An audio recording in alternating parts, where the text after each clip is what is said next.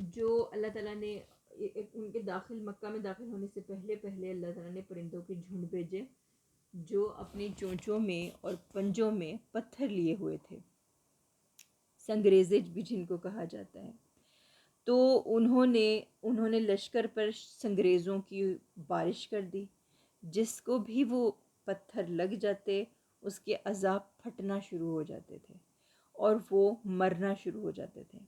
یہ کنکریاں پر ہر آدمی کو نہیں لگی، بلکہ مگر لشکر میں ایک ایک انسان کے سر کو لگی۔ لشکر میں بھگدڑ مچ گئی اور ہر آدمی دوسرے آدمی کو رونگتا ہوا بھاگتا چلا جا رہا تھا کہ وہ اپنی جان بچا رہا تھا، اور ہر بھاگنے والے پر وار ہو رہا تھا، اور وہ لوگ چشمے پہ جا کے مر رہے تھے۔ ادھر ابرہہ بھی اللہ کی ایسی آفت نازل ہوئی کہ اس کی انگلیوں کے پور جھڑ گئے، اور سنا ہے کہ پہنچتے پہنچتے وہ چوزے جیسا ہو گیا تھا۔ پھر اس کا سینہ پھٹ گیا اور دل باہر آ گیا اور وہ مر گیا۔ اس واقعہ کی اس وجہ سے دنیا کی نگاہیں خانہ کعبہ کی طرف متوجہ ہونی شروع ہو گئیں، اور انہیں بیت اللہ کی شرف اور عظمت کا کھلا نشان یہ واقعہ دکھائی دیا، اور یہ بات دلوں میں ایسی اچھی طریقے سے بیٹھ گئی کہ اس گھر کو اللہ نے تکریم کے لیے چنا ہے۔ جس سال یہ واقعہ پیش آیا، اہل عرب اسے عامل فیل کہتے ہیں۔ اسی سال نبی اکرم صلی اللہ علیہ وآلہ وسلم کی پیدائش بھی ہوئی۔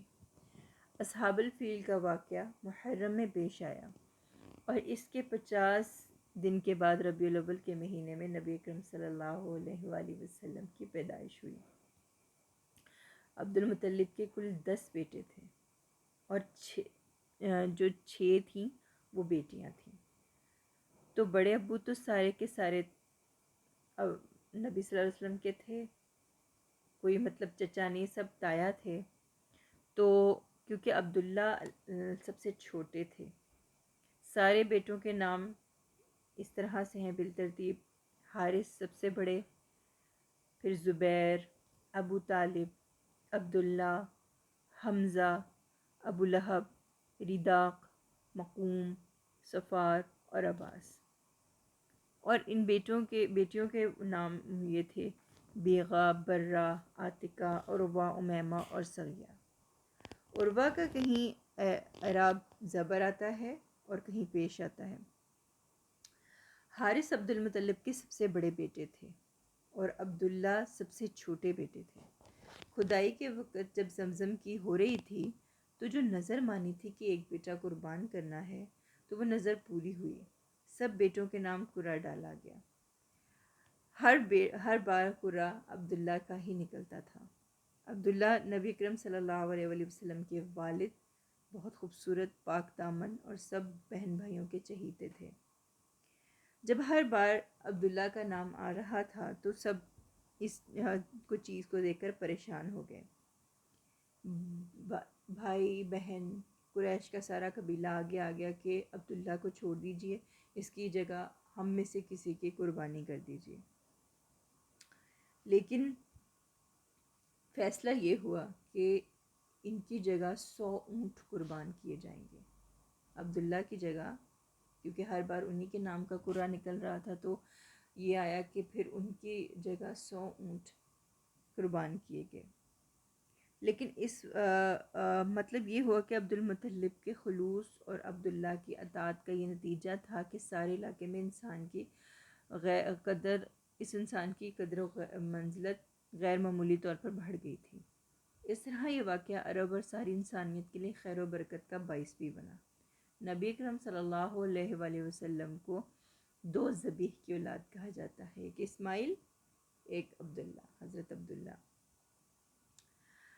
اسی طرح آپ کو 2 فدیہ دیے گئے، بزرگوں کی اولاد بھی کہا گیا ہے۔ حضرت ابراہیم علیہ السلام اور حضرت مطلب نے جو فدیہ دیا، یعنی ان کا تھا حضرت اسماعیل کا، وہ مینڈھا آ گیا، اور ادھر 100 اونٹوں کا فدیہ دیا گیا۔ نبی اکرم صلی اللہ علیہ وآلہ وسلم کے والد کی شادی آمنہ بنت وہب سے ہوئی۔ یہ اپنے قبیلے میں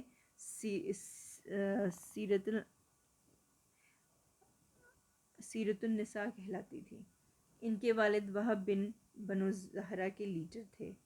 دلچسپ بات یہ ہے کہ جب عبد المطلب عبداللہ کی شادی کے لیے وہاں گئے تو خود عبد المطلب نے بھی سیدہ آمنہ کی بیٹی چچا کی بیٹی حالہ سے شادی کی۔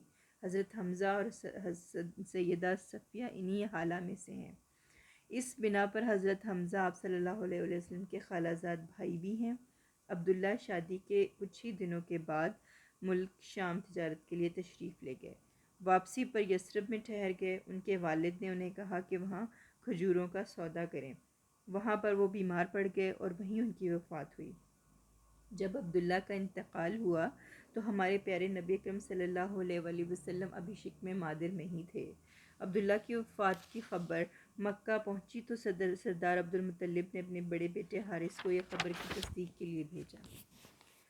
وہ مدینہ گئے تو ان کو یہ خبر کی تصدیق ملی کہ واقعی عبداللہ انتقال کر چکے تھے۔ چونکہ یہ سب سے عزیز تھے اسی لیے تمام خاندان کو سخت صدمہ ہوا۔ یہاں تک کہ سیدہ آمنہ کے بارے میں آتا ہے کہ انہوں نے ان کی وفات پر بڑا ہی دردناک مرثیہ لکھا۔ بطحہ کی آغوش ہاشم کے صاحبزادے سے خالی ہو گئی۔ وہ بانگِ خرگوش کے درمیان ایک لحد میں آسودہ خاک ہو گیا۔ اسے موت نے پکار لگائی اور اس نے لبیک کہہ دیا۔ اب موت نے لوگوں میں ابن ہاشم جیسا کوئی انسان نہیں چھوڑا۔ نبی اکرم صلی اللہ علیہ وآلہ وسلم کے والد عبداللہ نے اپنے ترکے میں 5 اونٹ، بکریوں کا ایک ریوڑ، حبشی لونڈی جن کا نام برکت تھا اور کنیت ام ایمن تھی، ان کو چھوڑا۔ یہی ام ایمن جنہوں نے نبی اکرم صلی اللہ علیہ وآلہ وسلم کو گود میں کھلایا تھا۔